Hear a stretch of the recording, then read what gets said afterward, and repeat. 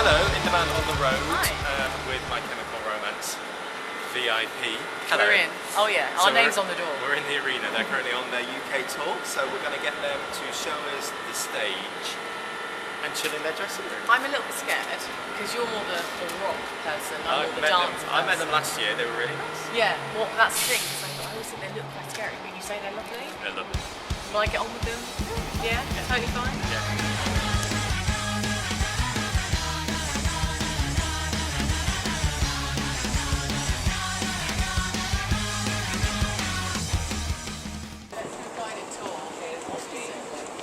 Wow. There's a lot going on there. He's got a lot. This is a prototype keyboard. We can't talk about it actually. It's the only one. He's the only one playing it right now. Is this going to be?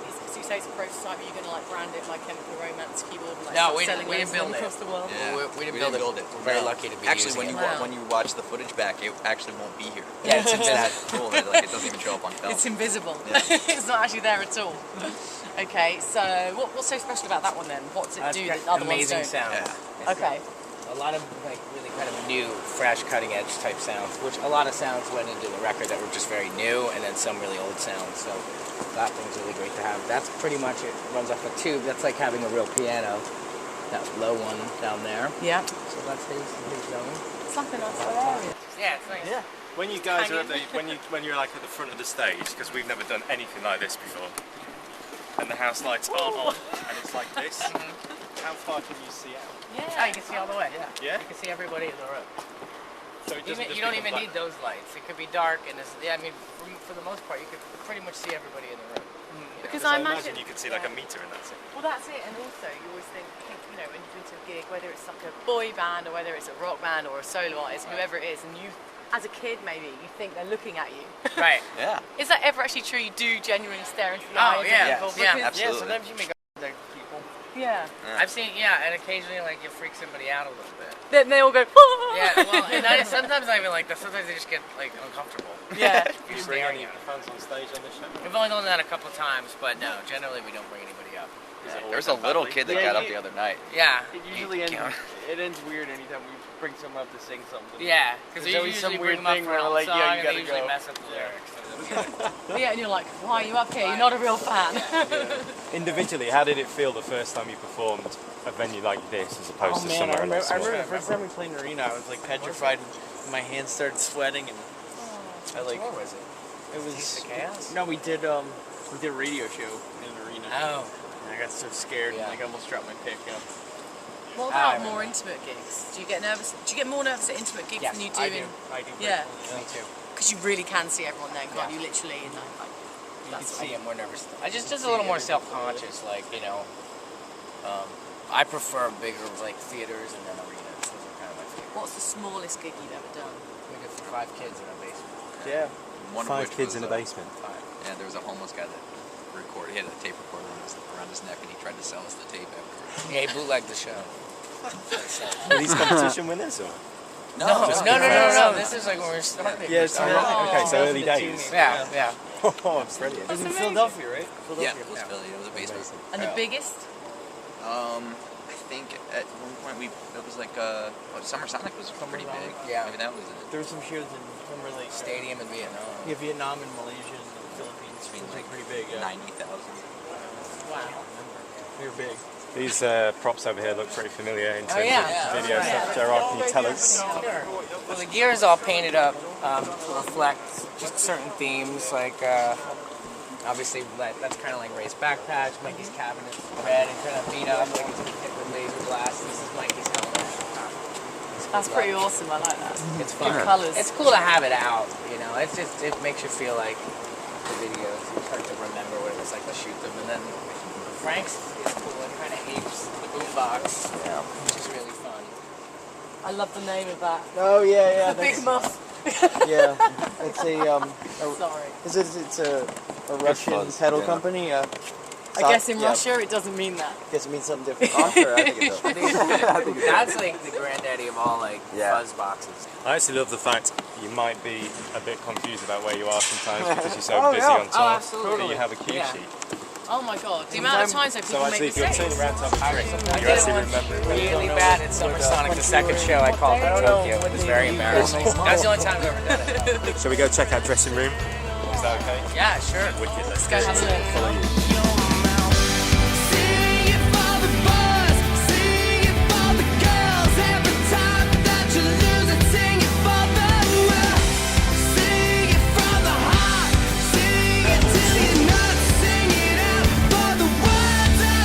Can we sit down and chat? Yeah, go ahead. I think we should sit down and just see how comfy these are. Yeah. Yeah, oh yeah, these are good. Put your feet up, you can have TV on. So what do you miss the most when you're away from home? I mean, obviously family and stuff like that. Yeah. Your new family and stuff. What else? Aside from family, it's my house, I guess. Yeah, my bed. Where's my dog? I think I sleep pretty well on a bus. Yeah. Is that the kind of thing you have to get used to, I guess? Yeah. Definitely. Okay. I love it. Yeah, I love like you get used to the white noise and you're feeling like you're moving. You know, you kind of like start to. You really want it when you get home. You're like when you're in a bed and it's like you don't hear like the engine and you Yeah. don't feel the bus moving. You're like this is weird. I guess it becomes almost like a comforter when you're. No, it does, You yeah. get used to being on a tour bus for so long, and then when you get home, is it actually harder to sleep when you're in your own bed sometimes? Oh, yeah, You're yeah. really comfy. That happens, yeah. Totally. Pre-show rituals with the band? Anything at all? Any prayers? Do you have like a group Press hug circle. or do anything with We your do do a hands? group Yeah, we do. Yeah, we Oh, hug, yeah. Aww. It's real brief. Yeah, we get psyched up. Hug up and Ready then to go out there. and then get on. Do you ever get the chance to sort of take stock about where you were talking obviously about the 5 kids in the basement before? Yeah. Take stock of how far you've come, how important albums like The Black Parade were for you, how your fans have stuck with you as well. But you've also brought new people on board as you've had this journey. Yeah, I think our lives these days are full of very surreal moments. You know, sometimes you have to just take a step back and be like, wow, this is pretty ridiculous. What's been the most surreal moment for you in terms of your career? Has it been like winning an award? Has it been performing to a certain crowd? I mean, like just playing these places where there's thousands of kids in places that you never thought you would ever get to visit, let alone play music in. Yeah. And they're singing back lyrics that you wrote, you know, with your friends in the basement. It's mind blowing. It never gets old. Okay. Now, obviously, you've got your rider all set up over there. It looks quite, quite normal, really. Pretty modest. Because, like, we always imagine in our little heads that, these big stars have these ridiculously long riders.